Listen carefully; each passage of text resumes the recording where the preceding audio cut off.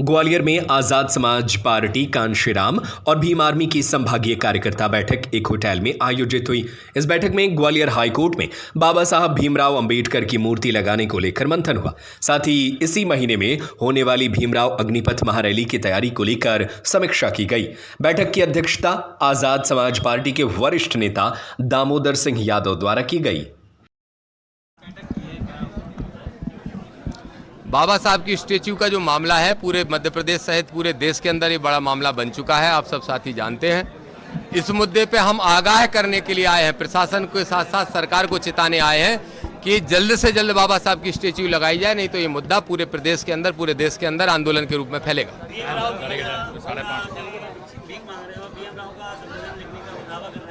ये BN राव का नाम मैंने कभी नहीं सुना।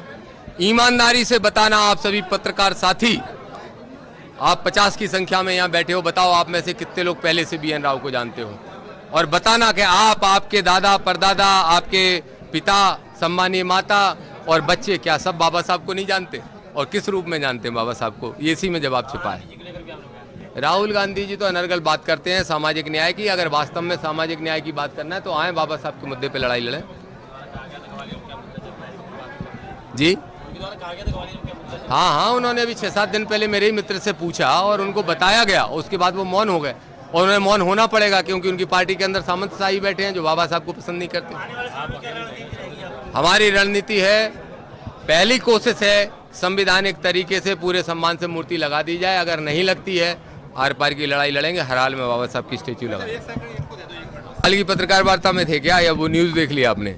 हाँ, मैंने भोपाल में स्लीपर सेल की बात की थी और मैंने ये कहा भी था कि 2023 के चुनाव में, चूंकि मामला, अब मैं आज़ाद समाज पार्टी का नेता हूं और वो विषय कांग्रेस का है, वो भी एक पत्रकार साथी ने, जैसे आपने लास्ट में पूछा ऐसे ही लास्ट में पूछ लिया था, तो मैंने जवाब देते हुए कहा कि ये बात सत्य है कि कांग्रेस के अंदर सिर्फ सामंतशाही चलती है और टिकट की खरीद फरोख्त चलती है। और मैं दावे से फिर कह रहा हूं कि कांग्रेस में 150 के आसपास टिकटों पे समझौते हुए थे।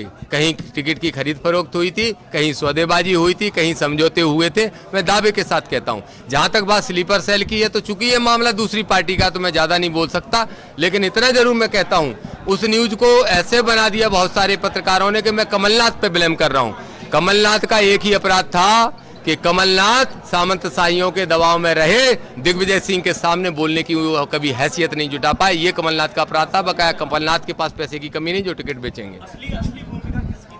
दिग्विजय सिंह ने कसम खा रखी है कि जब तक वो जिंदा हैं तब तक मध्य प्रदेश के अंदर भाजपा की सरकार बनती रहेगी, लेकिन इस कसम को हम तोड़ेंगे क्योंकि सरकार हम अपनी बनाएंगे अगली बार।